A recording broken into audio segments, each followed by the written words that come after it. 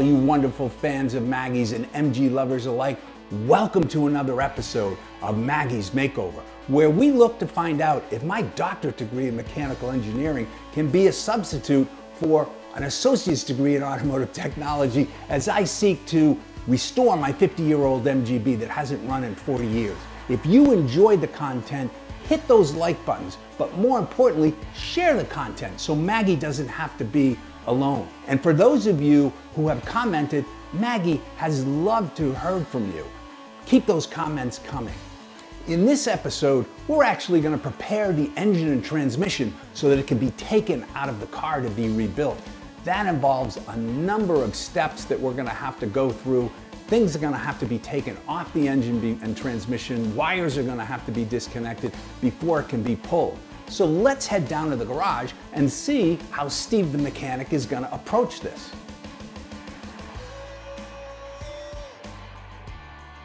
Hey, thanks Steve, and welcome back to the garage. You're all probably wondering, how come there's no engine inside the car? What's it doing sitting over here in a tire? And what's that engine hoist doing over there?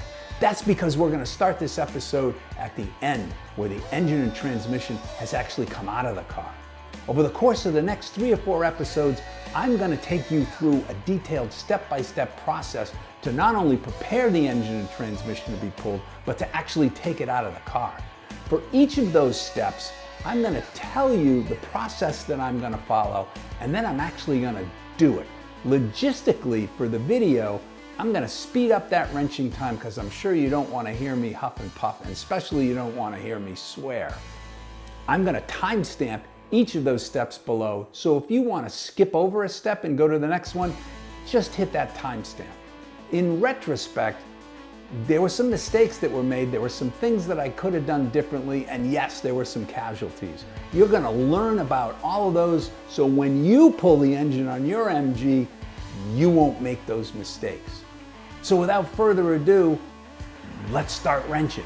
The first thing we're going to do to prepare the engine to be pulled is to remove the carburetors. I'm just going to take you through the steps that I'll be taking to accomplish that. So you're going to see 2 black air cleaners. There's a couple of bolts apiece on each of those that need to be removed. That'll give us greater access to the carburetors. Now if we get down in here, there are a number of cables and hoses that need to come undone. One of them, I believe, is the mixture hose that's held on right here by a safety pin of all things. That's pretty interesting. Then you're going to see the accelerator cable that's held on properly by a cotter pin, and then there's the return spring right here that needs to become undone. Once we do that, we're going to come back here, undo this clamp to this hose. That'll allow us to take this metal assembly with the carburetors right off, providing that we remove these cables, these hoses right here, as well as the fuel line. So those are the steps we're going to be taking. Let's get to work.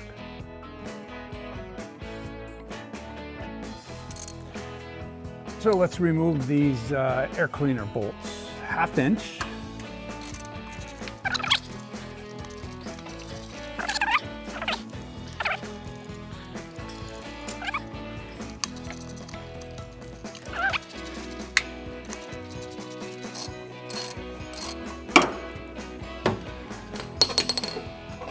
Okay, they are all off. Let's remove these. Set these on the ground over here.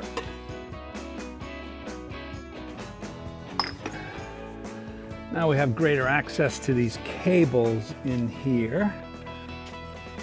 First thing we're going to do is we're going to remove the safety pin.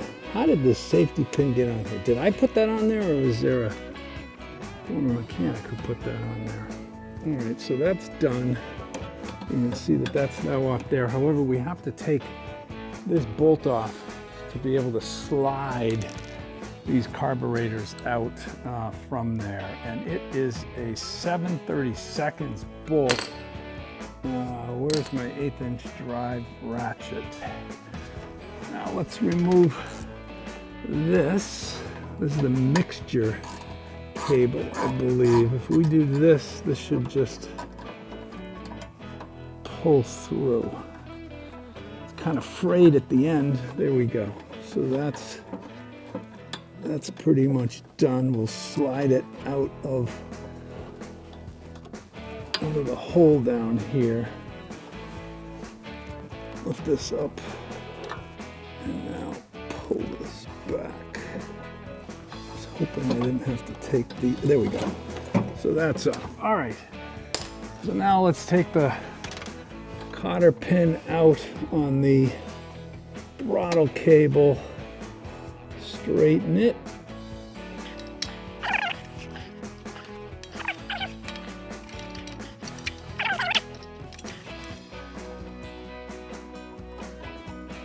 There it is.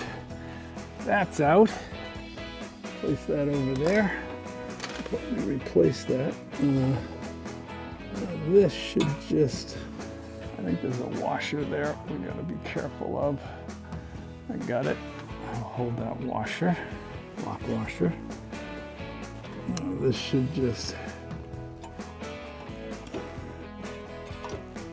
slide out of here. There it is. I'm gonna actually put that back on, the lock washer. I'm gonna slide this cotter pin through.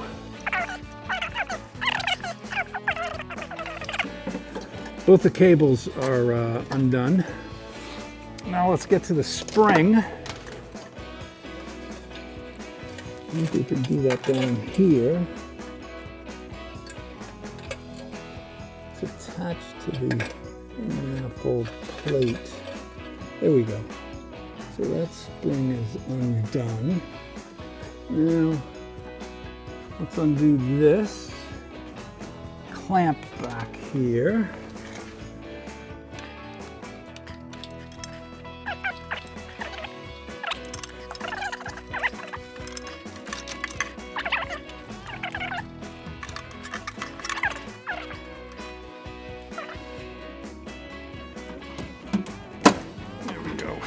Well, that came off. All right, let's remove the fuel hose. Yep, there we go. That's off. Now we have, I believe the only thing left are these hoses.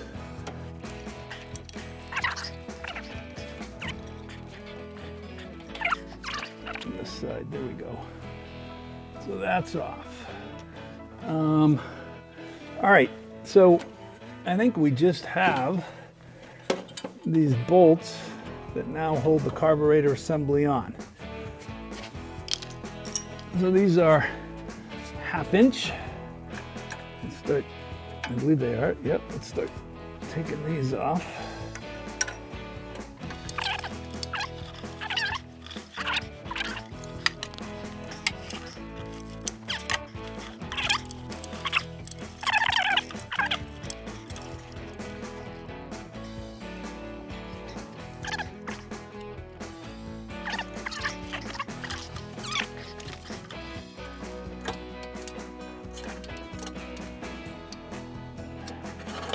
Last lock washer, I'll wash her off. And finally, if I've done this properly, these should just pull right off. I forgot one hose. Yep. Trying to take these off in one piece.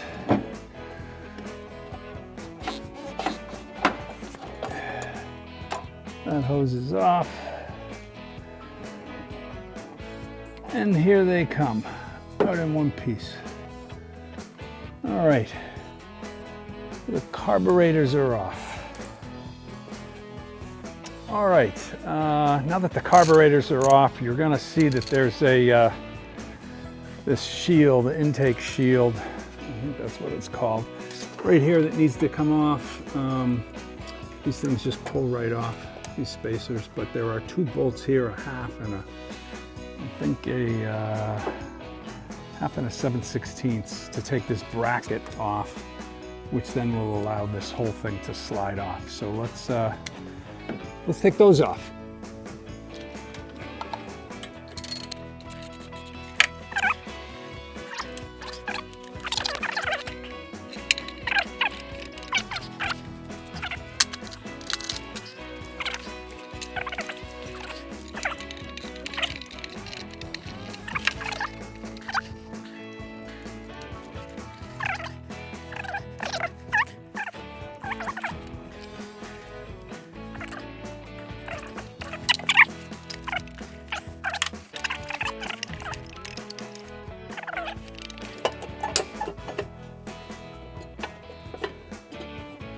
Nope, here we go. Intake manifold shield off.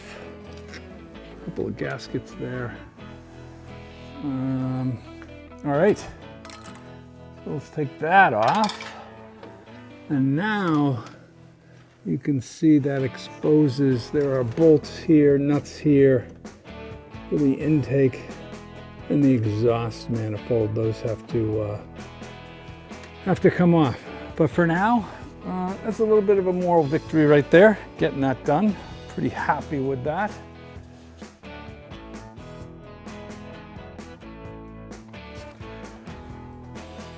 Okay, so the next item we're going to take off the engine is the alternator. Should be pretty simple. It's held on by two 1/2-inch nut and bolts over here.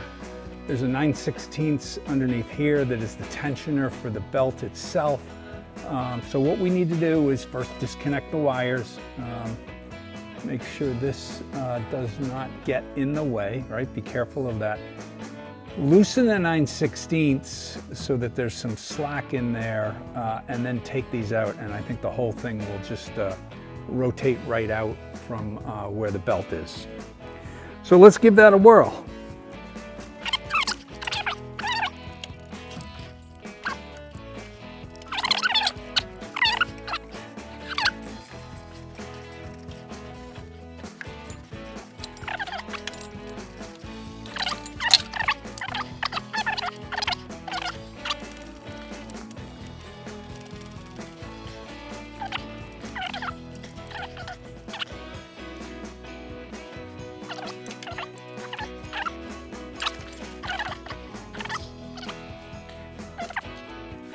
Taking off the 1/2-inch down here. You notice that tension just gave way. There goes the belt. We can take the belt off. And now, I think all we have to do is push these nuts out, take that remaining nut out down, and the tensioner off. I wonder if the alternator still works in this. Okay, this is coming off by hand, which is good. I think we got some washers and lock washers. Yes. Put that over there. And now let's see if we can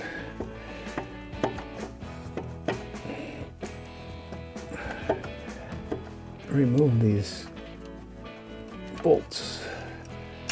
There's one of them.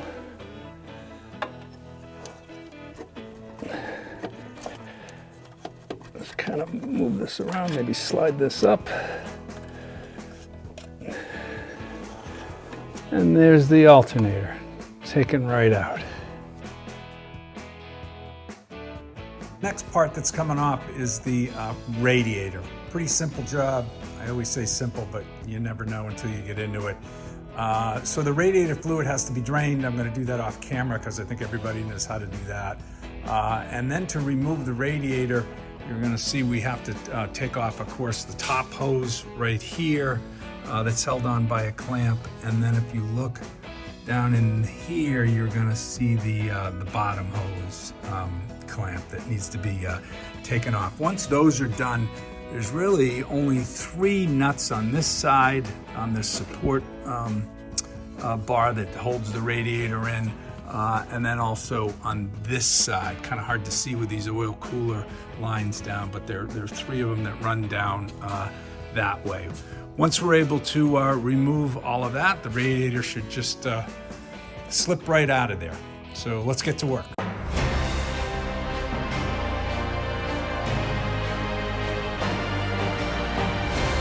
We interrupt your local scheduled broadcast to bring you breaking news out of Boston, Massachusetts, where local authorities are reporting that an imposter, no different than the one doing this newscast, is pretending to be an MGB mechanic and attempting to pull the radiator out of his 1972 MGB by detaching it from the radiator substructure itself. Not only does this violate section 2.3.7 of the Bentley Shop Manual, it also creates a whole host of extra work and puts at risk the fittings on the oil cooler when they have to take the oil cooler lines off them. State police are on the way to intervene and are attempting to get this individual to pull the radiator and the substructure along with the oil cooler lines intact in one easy step. The situation is developing and we'll provide updates throughout the day. We now return you to your local scheduled broadcast. Rip. All right, so here we go.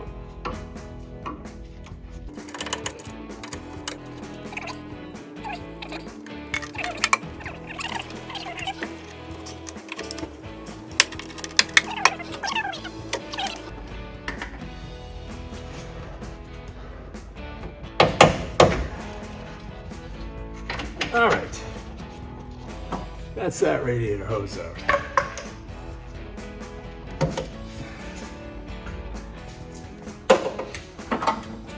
All right, so first we're gonna start with the top bolts. I don't know if you can see in here, but there's a support bracket that goes from the cross member that the radiator is mounted onto the front fender.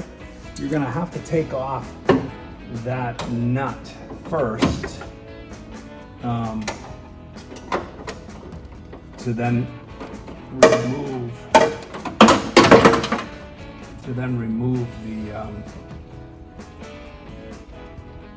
the bolt that goes through and attaches the radiator, that top bolt. And that's these are 1/2 inch.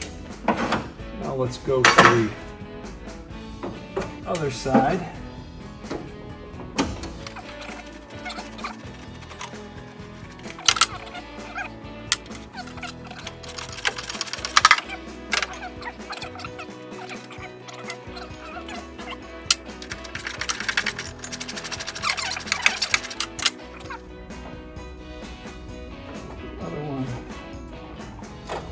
Done. There's the lock washer. Let's just see. Yeah, that's loose on this side. All right, I'm gonna walk around to the other side, grab my tools. I think we should be able to do the same. Again, I will try to stay out of your way. This might be a little bit more challenging because of the oil cooler lines that could be in the way, but let's see.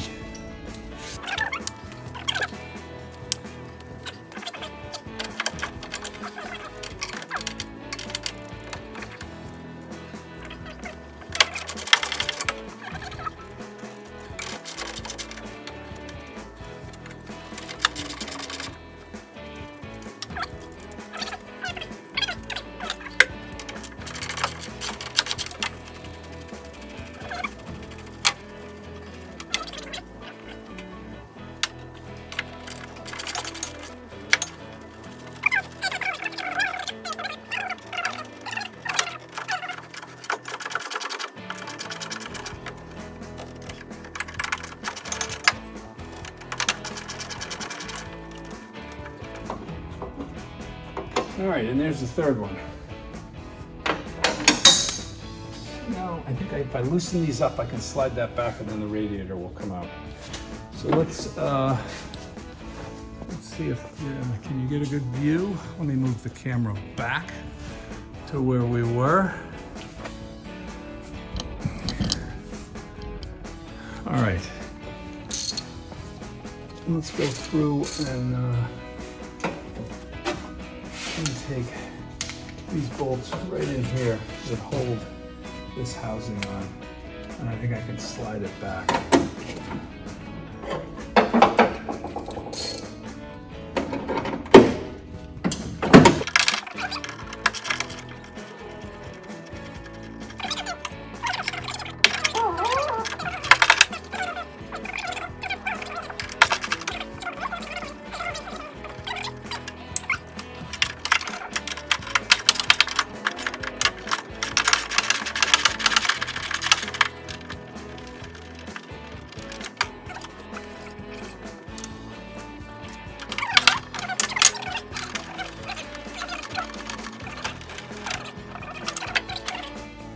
All right, with that, let's pull the radiator up. I think I can do this now.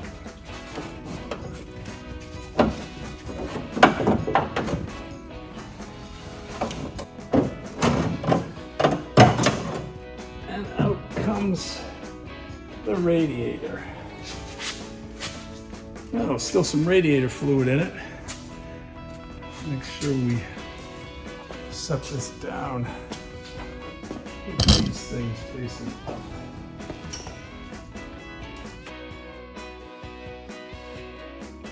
Next up is the fan belt. Not the fan belt, the actual fan itself. You can see it there. It's in yellow. There's 4 7/16 bolts that are on here.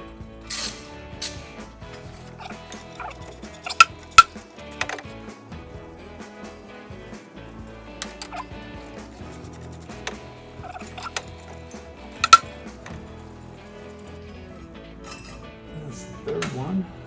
Got one more to go.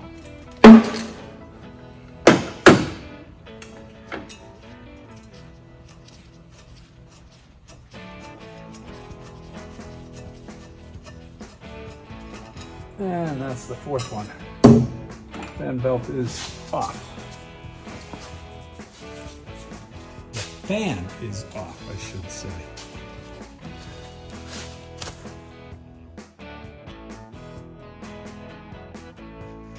Okay, so next up are going to be the oil cooler lines. They have to come off of the oil cooler, which you can see right there. They also run back to the engine, the oil filter, and the engine in a round trip. So we're going to take these off. Now what you're going to notice is I've got 2 wrenches here because there's a fitting that's actually on the oil cooler itself. It appears to be made out of a pretty soft metal. So it's important that you hold that while you're turning the oil cooler line, and I'll tell you why in a moment. All right.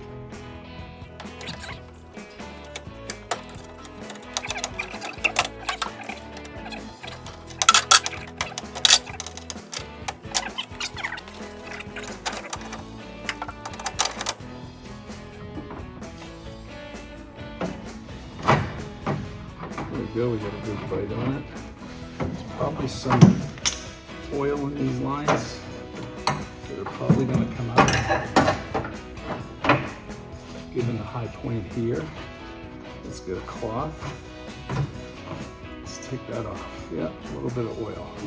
Now, I want to show you, I didn't do that, grab it with a wrench on the oil fitter, oil cooling fitting, and because of the softness of that metal, it just tore it right off at the joint. How dare you! So that's kind of unfortunate, but I'm probably gonna have to buy a new oil cooler. This is all wrong. But for those of you out there, learn from my mistakes. I should be back in school on the other side of the ocean. Maybe that's what you get out of watching the video. All right, So that's how we take the oil cooler lines off on that side, on the oil cooler side. So that's a wrap for this episode of Maggie's Makeover. On behalf of Maggie, thank you for riding along with us. Stay tuned for the next episode where we continue to prep the engine and transmission to be pulled. Until then, happy motoring.